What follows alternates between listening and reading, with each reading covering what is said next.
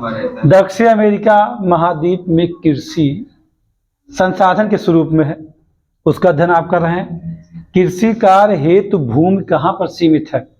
ये कहा जाए कि दक्षिण अमेरिकी महाद्वीप में कृषि की जो भूमि है वो बहुत सीमित है।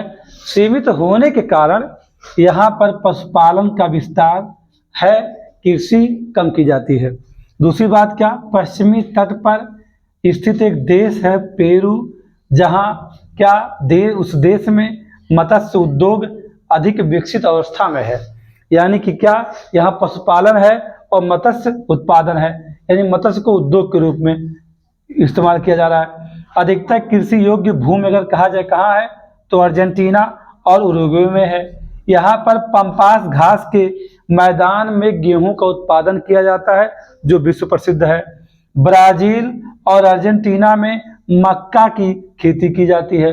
आपको ये भी जानना चाहिए कि दक्षिण अमेरिका की मूल फसल कौन है? मक्का ही है।